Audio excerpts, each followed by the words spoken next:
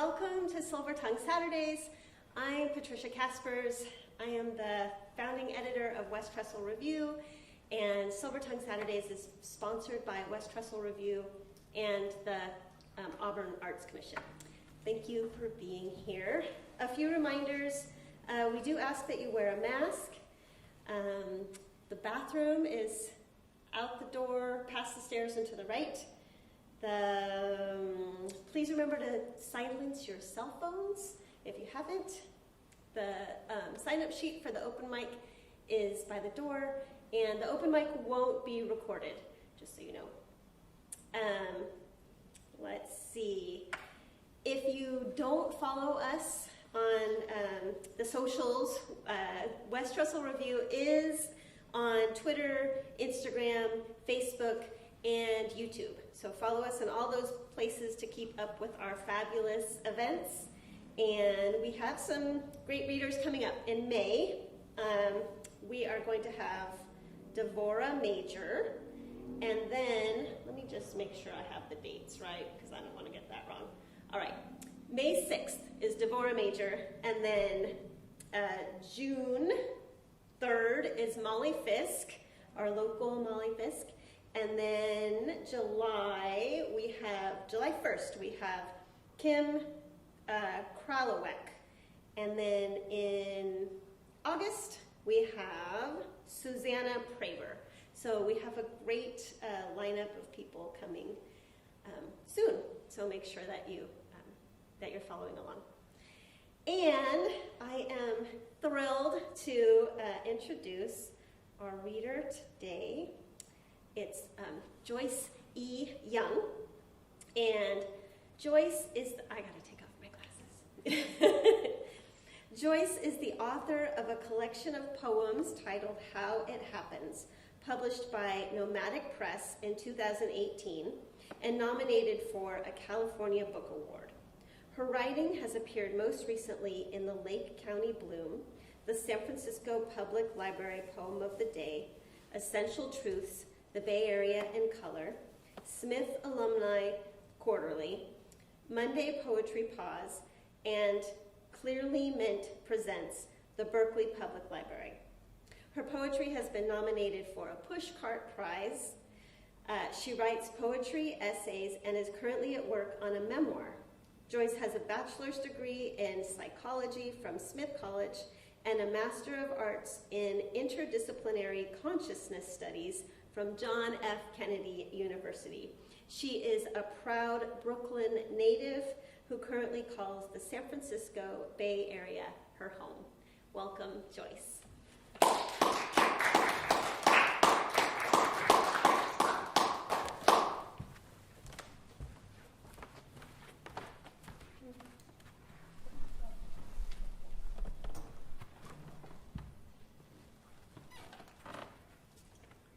Thank you. Thank you for coming out. Thank you, Tricia, and my co-pilot, Annie. I'm going to be aware of the fact that if I rustle papers, it will make noise. So I'm going to start with the entryway to my book, How It Happens. And it's a poem called Return. That actually started during a residency at Hedgebrook and then grew and grew. Return. There are tender places that are sometimes wounds, soft like an underbelly, like the front of the body that retreats, led by the buttocks, covered by the arms in front of the solar plexus. The arms are guarding the treasure of the body. Its juices ripen and flow downward to meet the earth. There are dried leaves, some broken by footsteps, others curled serenely in gutters. The trees are undressing slowly. Their gold and brown robes open and fall to the ground. No matter what we do, this disrobing and our going home continue until we are pulled into the dark, moist dirt. We return to the ground like the leaves, and we are here.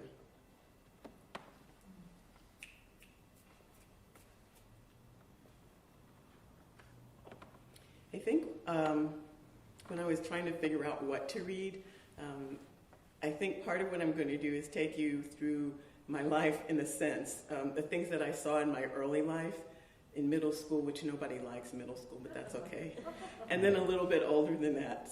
So this poem came from a memory of my early life, and I'm going to take this off because I think it's sticking up and looking weird. There we go. Okay. Fulton Street, Saturday afternoon. Steam from frying hair rises to ceiling. Red-hot cones and curling irons hiss and spit. Aunt Minnie stands freckled, chatting and smacking gum. Red lips, red hair, and hot chocolate skin. A train roars and rumbles below. All afternoon inside smells like Posner's bergamot. Sometimes we escape to Mr. Harrison's candy store, into the rhythm of white sparks flying from silver bus cables, air brakes, and yellow taxis. Jackie Wilson, Fats Domino, and Chubby Checker wailing real loud on the record store speaker. All shades of brown, tall, thin, short, and fat. Auburn conchs, stocking caps, sharkskin pants, and wingtips pat the pavement on Fulton Street Saturday afternoon. It's just a little explanation. I grew up in Brooklyn, and so Fulton Street is still a main thoroughfare for the Bedford-Stuyvesant area, and when I was born, that's where my family lived. Okay, so now we're going to go to middle school. Cool.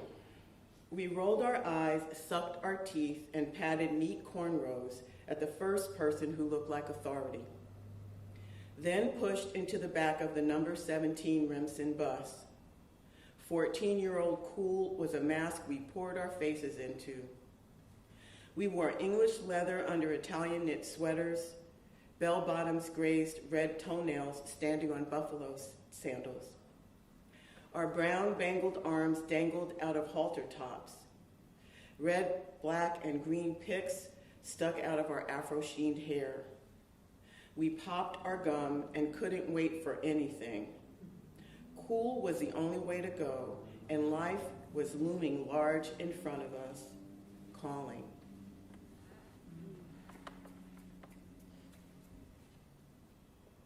Okay, we're going to fast forward to young adulthood or early adulthood, the 20s, my 20s. So this poem is called Social Life in the 70s, and I would say it's sort of a memory of being in what were then called discos. I think now people call it clubs when they go out. I mean, I don't go out anymore like that, but they call them clubs. We went to discos, and this is a little bit of a slice of that. They all had the right music at home or on their car stereos. They had carved afros, suave lines, and manly voices. And they would stand in front of us at clubs and profile, never asking us to dance. It was the hard-working brothers who took showers twice, gargled for 10 minutes, and dabbed on musk oil cologne. The ones who were nervous and trying hard despite it. They were the ones who asked. They danced with us because they wanted to, and yet they also wanted to look as cool as the men with impassible faces, who turned to one side, then the next, and posed in front of us. Drinks in their hands, suits sculpted to their 20 and 30-year-old bodies, smug mouths set in time to the music.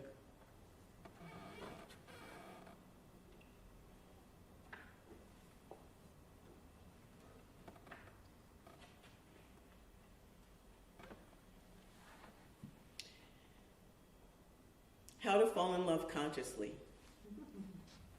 Stay home, close the windows, pull down all the shades. Light a candle, pray you won't forget yourself. Read lots of poetry and science fiction. Count on anything happening at the time you least expect it.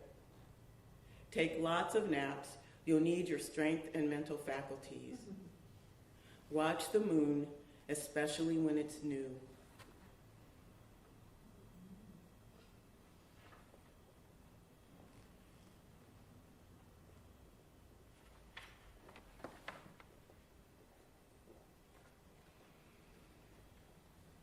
Advice.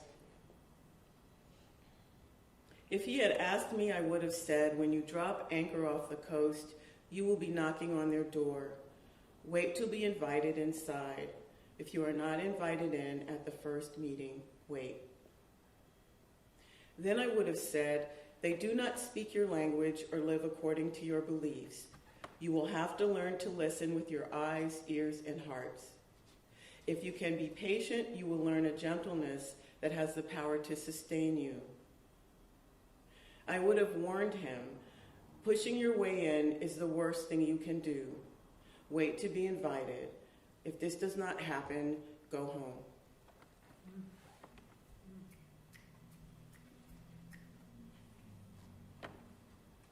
I'm kind of worried about the noise from the paper, so I'm stepping back here a little bit.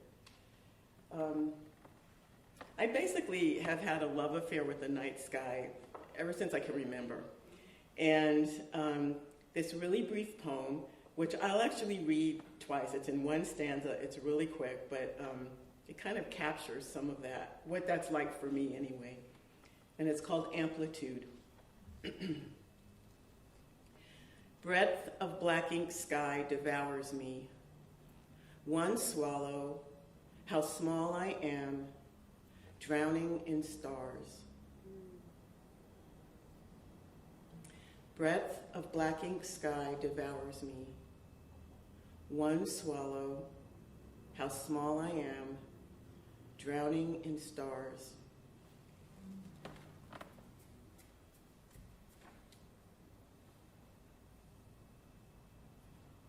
Okay, so I created a feminist alter ego, although I am a feminist, so I'm not sure. We'll see how far this goes. But her name is Delilah. I named her Delilah. I am Delilah. Samson never existed. They made him up to subvert my power. I own myself. I have short hair and a green beard. My castle is on Broadway in San Francisco. I am a poet of sorts. I am 5'8" when I stand on my head. I do that at least twice a day. I can't swim, but I can fly. I love to wear designer clothes and eat falafel. The opera soothes me. I dance every day. Prayer is only for the wicked, so I make sure I do it often.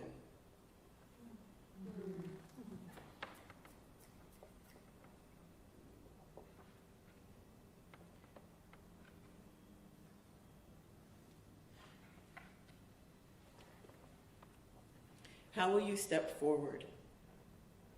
Will you leave your coat at the door or molt and preen before tilting your head upward to sing, joining the howling, hooting, cackling, chirping, harmony and dissonance? Will you wipe your feet on the mat and step through the doorway of a hut you've walked by but never been able to enter? Should you wear a bathrobe or a blue suit? Twirl your skirt to Roomba or rap? Will good things happen whether you sharpen your pencil or use one with a stubby edge? Who will be at home to greet you? Will there be soup on the stove, a welcome hug, or your own pulse marking time?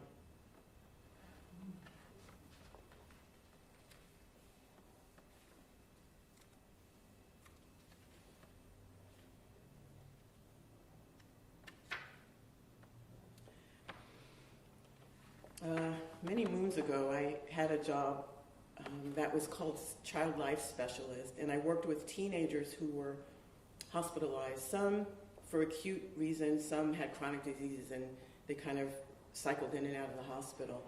And my job was really to kind of listen to them and be there with them and to man what was called the teen lounge. Basically, I was just there. They did what teens do.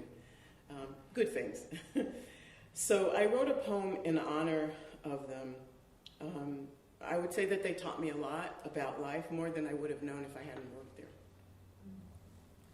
Girls. They were young for this diagnosis. Some of them were 13. Their faces looked closed, their eyes set in a practiced stare. I I could feel their interest rise slightly as I entered their rooms. I'd sit or stand beside their beds, ask them what they liked to do, tell them what could be done with 5 days on a hospital unit. Getting PID, laying up with those old men. Sucking their teeth, the nurses shook their heads. Now you know that child needs to be. They never seemed to be able to finish the sentence. I didn't cluck in shame with them. I knew what the girls were looking for as they searched the faces and bodies of lonely sailors and older men who flashed bills and drove them around in expensive cars. They wanted to be told they were beautiful, feel they were worth something, know they had the power to make the men come back. What they found peeled away their innocence and their hope.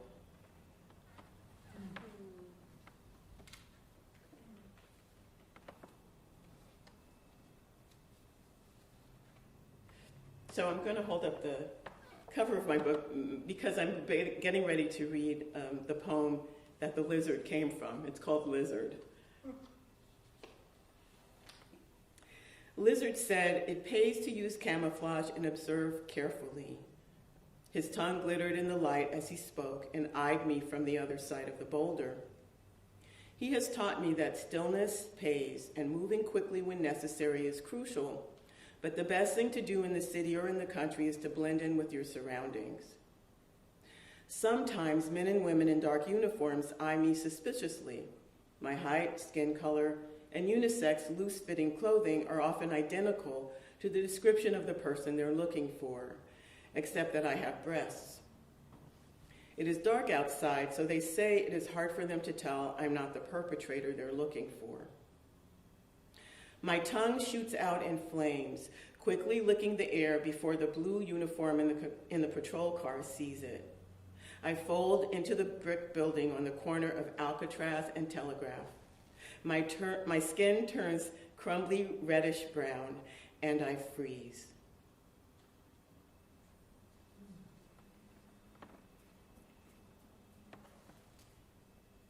And this next poem, I would say, was dedicated to my parents and all those of their generation who stressed and knew in many ways that education was a road to something that they hadn't been able to accomplish, or they felt they hadn't been able to accomplish. And it's called Getting Through. There isn't a degree we could get that would turn those fingers pointed at us into acknowledgement of our bright, shiny selves. Our parents scrimped and saved to buy us new shoes that would march us uphill. Boy and auntie died a slow death 50 years ago as dogs, water hoses, tear gas, and jail didn't stop people from marching and singing each other through. We hear no songs on the news, see many fingers pointing. What will we tell the ones to come about living in a time without music?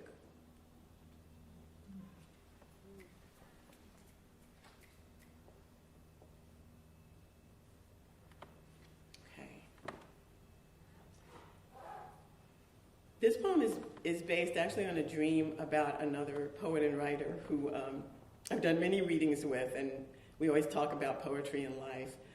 But I had this dream about her, and so the poem is called You Were in Love, and she's the person who was in love in the poem. We missed the reading we were supposed to give in the candy store near the subway station on Kingston Avenue. The place was jam-packed with bazooka bubblegum, Jawbreakers, the Daily News, and Camels. A long Formica counter faced swivel stools. Someone had cleaned the comic stands, arranged rows of chairs for our guests. But you were in love, you said, had to leave with a guy in a green pickup, and strange people neither one of us knew. Told me I was being self-centered, it wasn't such a big deal, why couldn't I just drop it? You walked toward me, something precious cupped in your hands, somber look on your face.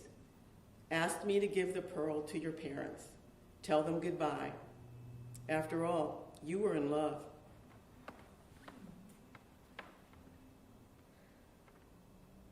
And I think I'm just going to do one more from this book. It's called Transformation. I'm taking you back to my childhood again. I'm jumping around. We turned Tonka trucks upside down and marched plastic army men into and out of shoe boxes on a green linoleum floor cut and laid by my father's hands. We wrote our first books and drew pictures on old stationery with raised black letters, Lumber Exchange Terminal on every page. The paper consistently appeared, and with the innocent greed of children, we never questioned how. He fought in World War II, returned home to find work for his trained hands in New York, where everyone said opportunities were. But the Carpenters Union thought that his dark brown skin meant he shouldn't belong. They didn't care that the evidence of his skills was all over the house I grew up in. My dinner sat on a pink Formica counter, held up by darkly stained cabinets. Sliding doors met my knees as I ate. At my father's hands, a concrete basement became a wood-paneled room. Scratch file cabinets and a piece of wood turned into my brother's desk. I wonder now if my father saw us as greedy. I think he was happy to give his children something he'd never had.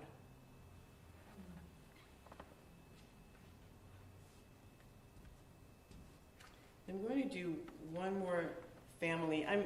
I'll say this, I'm writing a memoir, so I tend to be gravitating not only to my life experience, but also the poems that are about my family members, those who are no longer with me, or with us. And this is a poem for my uncle, my great uncle actually, and we called him Uncle Stack. His real name was John. For Uncle Stack, he who laughs last laughs best. I can see you, lips parted, head tilted backwards, hat perched on your head. You're sitting in the most comfortable chair in your sister Ruth's house. She's been keeping that chair warm for you for over 20 years.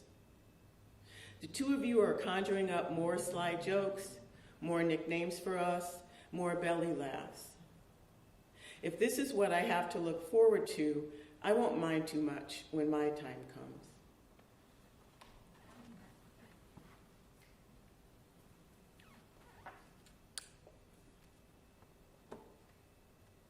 So I'm going to switch to a poem, a more recent poem, not about my life necessarily, but I think about an event that reached all of our lives through the media a few years ago. And it's in a wonderful anthology by Right Now San Francisco Bay, called Essential Truths, the Bay Area in Color.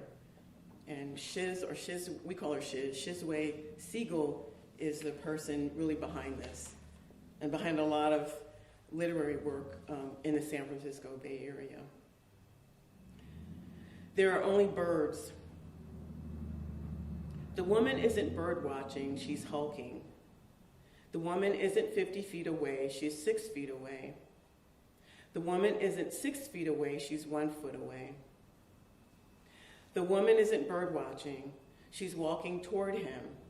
The woman isn't walking toward him, she's running toward him. The woman is ignoring his pleas to stay back. She is walking.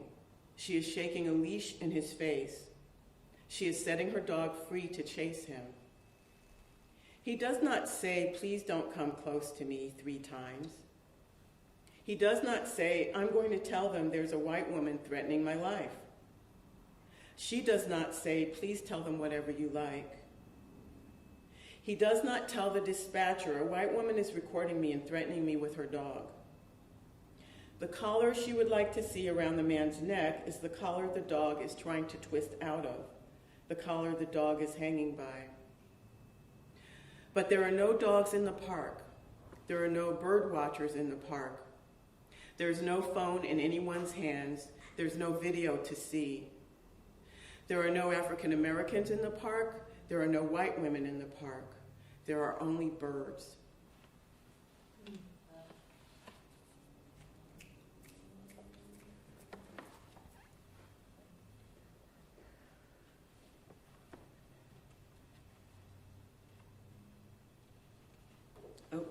Forgot about the paper rustling. Okay.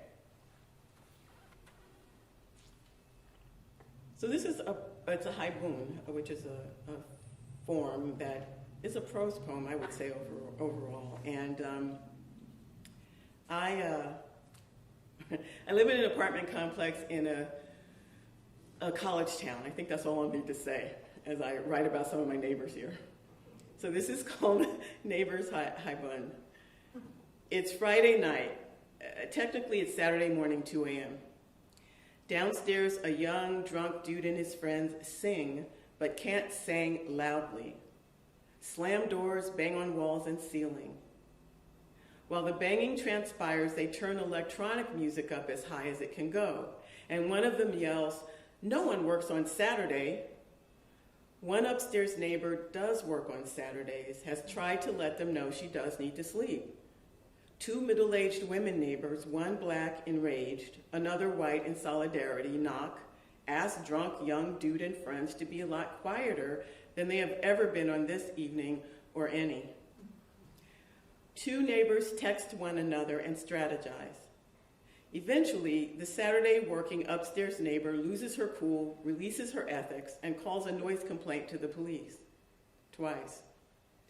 Dark blue uniforms arrive, and two eavesdropping upstairs neighbors hear a police voice citing neighbors' complaints, warning he doesn't want to have to come back.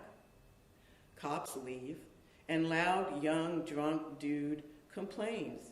He says loudly to his friends, "I helped a white guy move in, and I have to hear footsteps overhead at 8 a.m. The eavesdropping, how could she avoid it? Neighbor thinks, "You think you deserve a halo for that? Angel's wings, perhaps?" Young, drunk, privileged dude neighbor helping a white guy move in does not give you a pass. You have a lot to learn. Cicadas sing at night in backyard gardens, but no one can hear them.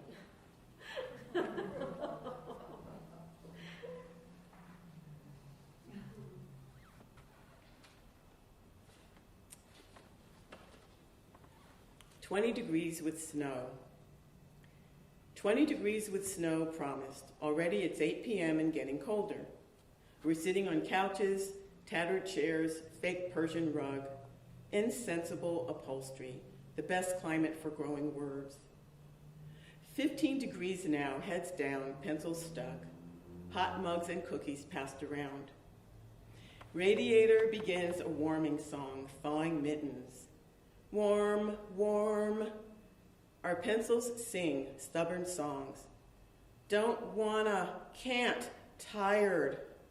Don't wanna, can't, tired. Coal lumps replace us. They sing off key, drown out the radiator. Don't wanna, can't, tired. Don't wanna, can't, tired. Pencils harmonize. Don't want, don't want. Radiator takes the lead. Warmer, warmer. Hands pierce coal lumps. Heads pop through. Arms emerge, then legs. Mouth skin softens, forms sound. Warm, warmer, warm, warmer. Pencils finally surrender. Fingers close around them. Scratching sounds on paper. Gritch, gritch, gritch, gritch, gritch, gritch. I don't think I have to explain it to the writers in the audience. That's the only poem so far that I've written that has sounds in it, but it seemed like a good way to play with the sometimes challenging writing process. Okay. Go to the Bay Area, or the Bay, San Francisco Bay, that is, I guess. Turns. It's bedeviling how an image turns into an onion. The onion slides into the bay into the Golden Gate. The gate into a searchlight shining from the rock. Not Duane, but Alcatraz. Turns into a barge that floats beside the partially dismantled bridge, which becomes salt water being paddled to the rhythm of crickets singing.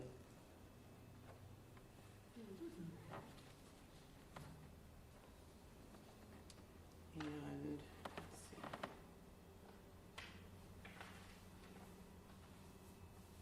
Okay.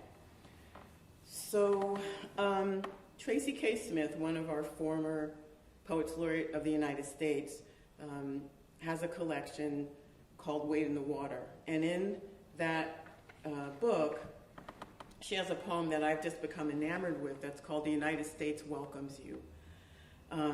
One of my ways of working with and kind of passing or paying homage to that poem is to take lines from it and use them as jumping off points. So I've written 2 poems based on lines from this particular poem. And so I'll read her lines first, and then I'll read my responses to them. So the first line that I worked with was, "And why do you invade our night, hands raised, eyes wide, mute as ghosts?" And this is my response. "Because there is nothing left for us to say and everything left for you to do. Because silence, when sent your way, is the most powerful weapon. Because our eyes have always been open wide and we haven't missed a thing. Because night is when you do your dirtiest work. Because our raised hands signal, we're still here, we're not going anywhere, what you can't see sustains us, we've got backup, all of the above."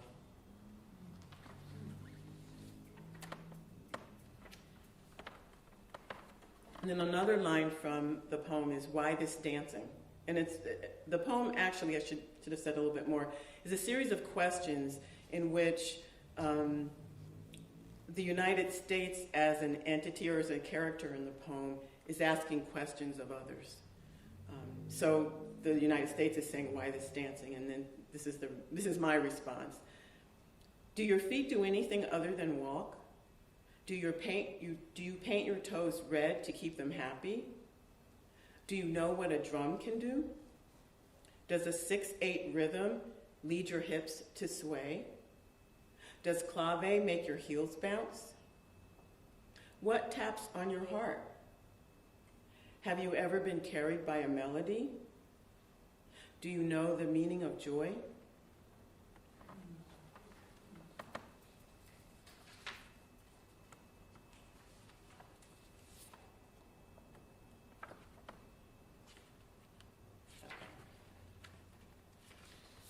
So this,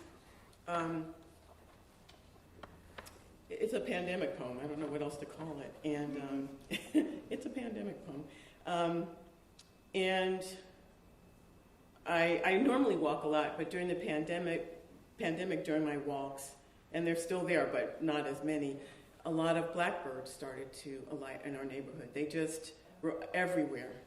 And so this poem is based on them, or my experience of them.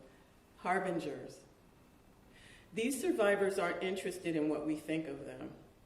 Screaming from the highest branches, black feathers glinting in afternoon light, instigating standoffs with squirrels in parking lots for peanut trophies. Perching on rooftops, telephone poles, announcing their presence loudly. We know what you don't. We know what you don't. We see screeching nuisances reminding us we're squatters. We cover our ears, wonder when they'll leave. We're warning you, be still, slow down. We're warning you, be still, slow down. We look for maps of places we can't return to. No time to not listen, no time to ignore. No time to not listen, no time to ignore. We say, there's not enough. Black wings sing, be still.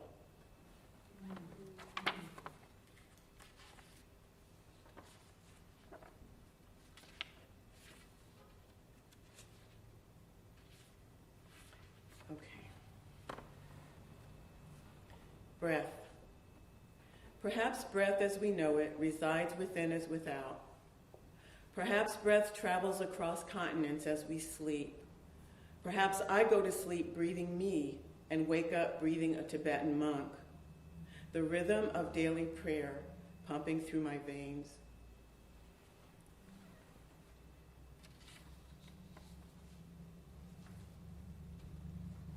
Okay, I'm going to end with two poems. Okay. This is a poem that's on the San Francisco Library Poem of the Day website, along with many wonderful poems. So if you ever get a chance to go look at the website and look through the poetry, it's really quite wonderful. And it was curated by a writer who read here, Kim Shuck. Every place breathing. A doorway opens in dark, wet earth. Dig in and grow or not. Maybe just burrow and sleep or not. Welcome coolness on a hot day.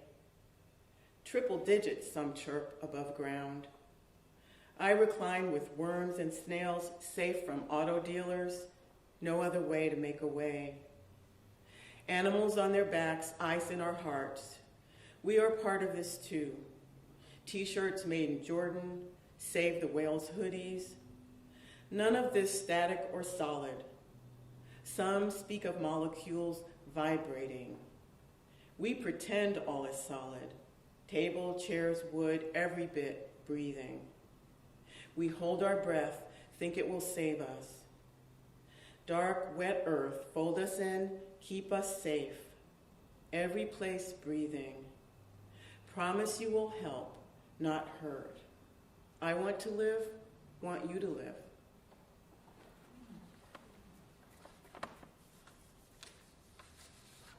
And I'm going to close with a poem that was published in the January-February issue of West Trestle Review. Thank you so much. Called Burn. Why worry my spleen, my mad? I deserve a better gig than holding these cinders. Fire has a purpose, but not one I am always able to understand. I love to hold a torch, which is not the same as carrying a torch. My mind swirls orange, red, yellow, flame-like. 80-mile-per-hour winds sweep through. Fire's wake requires tearing down or rebuilding. Your choice. I'll wait, hold a cup of water. Drink it slowly as you consider my offer. Your hair is gray. You don't have much time. Thank you.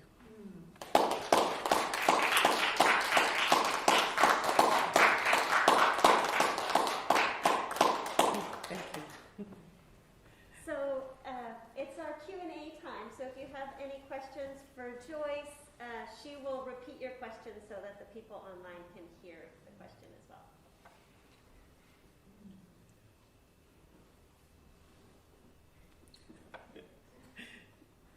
I have one.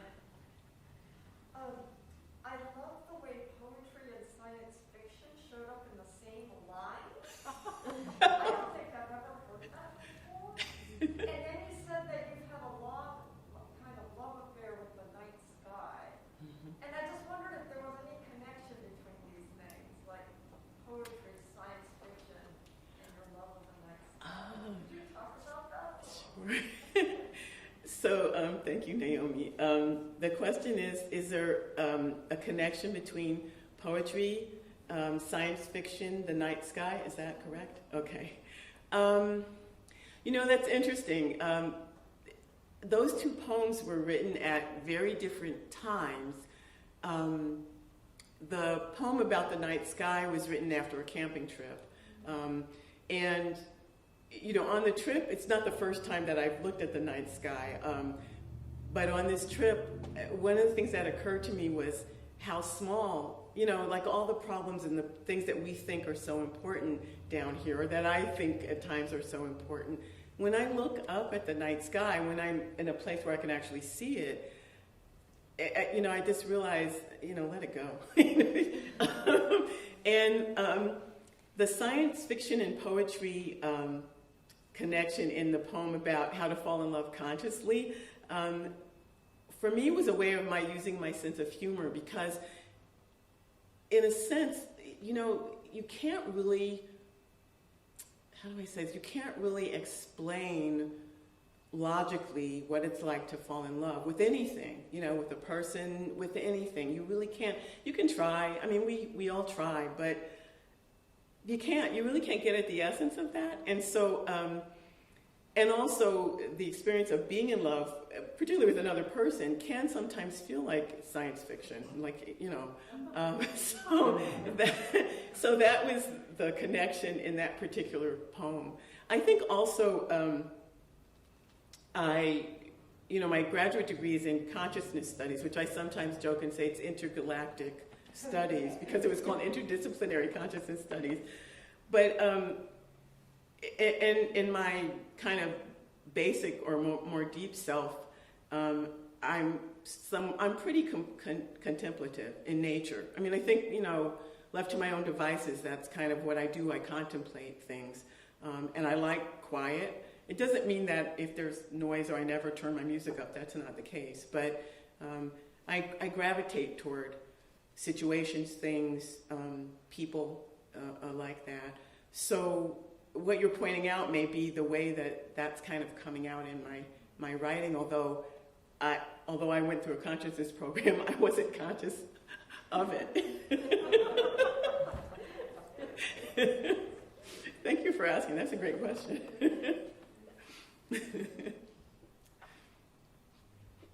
Can you tell us about your memoir? Oh, I can say a little. Annie actually asked me a little bit about it on the way here. It's totally fine.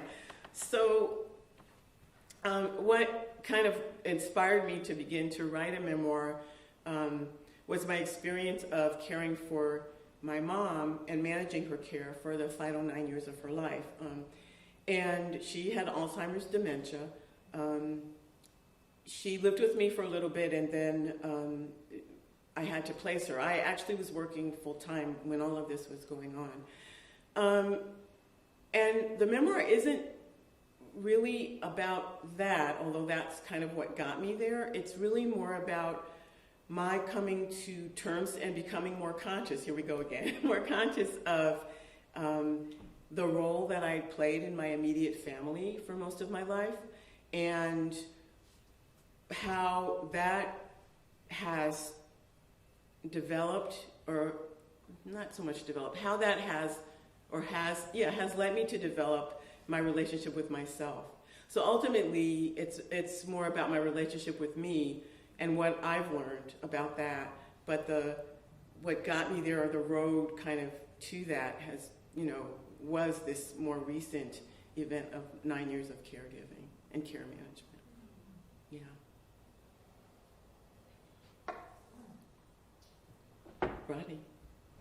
As a poet and as a creator, I was wondering what you thought about what seems to be happening in schools these days, and how are you affected by it, or what do you think things are going, looking at it from a poet's or a literature creator's perspective? Mm-hmm. So the question is, looking at it from the aspect of being a poet, what do I think about what's going on in schools nowadays, or how is the world affecting what's going on in schools today? Am I getting it? Is what's going on, what we hear about happening in schools, we hear with curricula, for instance, but creative works, and how they would be utilized in schools. How do you react to that as a creator of it? Yeah, how do I react to what's been going on with curriculum in schools, and as a creator, and what does that mean for what's going on in the schools? So I'm guessing, and I'm going to ask this, are you talking about things like book banning and changes in curriculum and all of that? Yeah. Wow. Well, I'll start by saying I'm glad I live in California. I'm going to start there. And I teach part-time, and I teach at a school that it's unusual in that it's a K-12 school, but it's the classes are one-on-one, so it's a one-to-one format. And as a teacher, we are aware of and we do go in line with the state standards, but we do have some flexibility in terms of creating a syllabus around our students' interests and their needs as well. So we're looking at, where they are, where they might need to grow, what their goals are, and also the state standards. We definitely. So I actually am not. I am not in my day-to-day impacted by that so much. Where I am impacted in that I do pay attention and read the news and all of those things.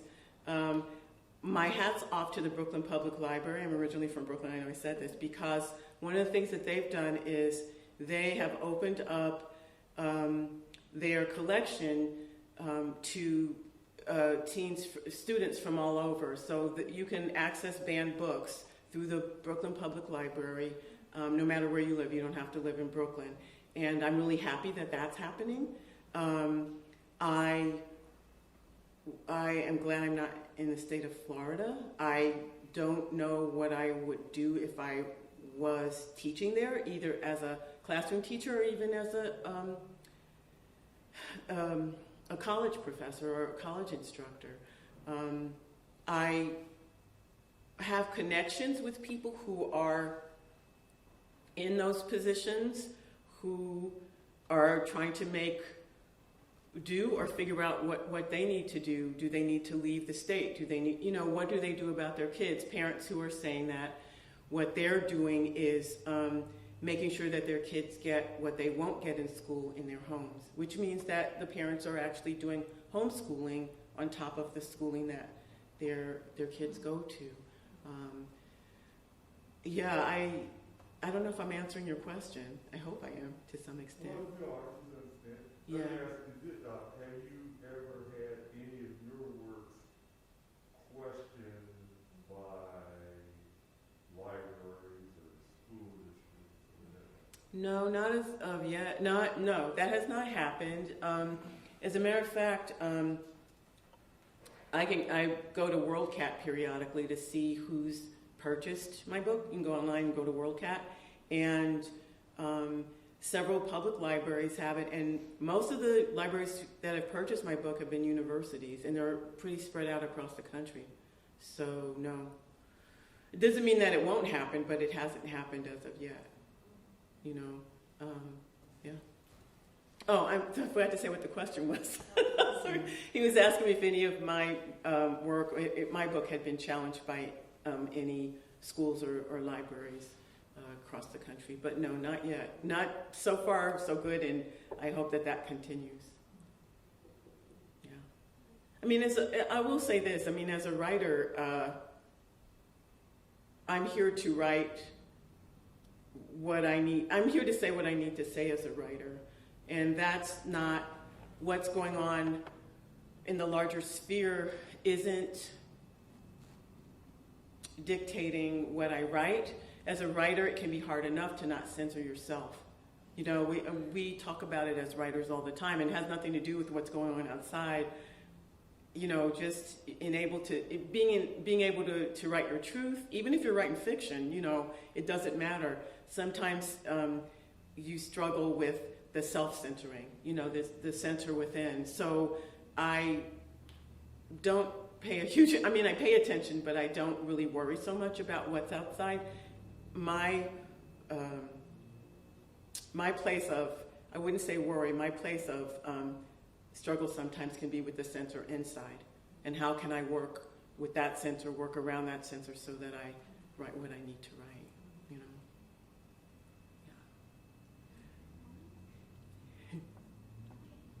Thank you so much, Joyce. You're welcome. Thank you. Thank you for coming.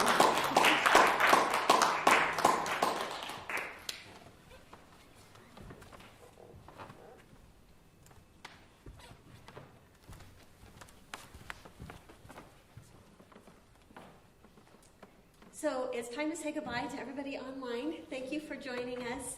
And I hope that you'll join us next month for Devorah Major's reading. And you can follow us on social media to find the streaming link and any other information that you need. So we are Wes Tressel on Twitter and Instagram and Facebook and YouTube, as you know. And that's it. Okay, thanks. Bye.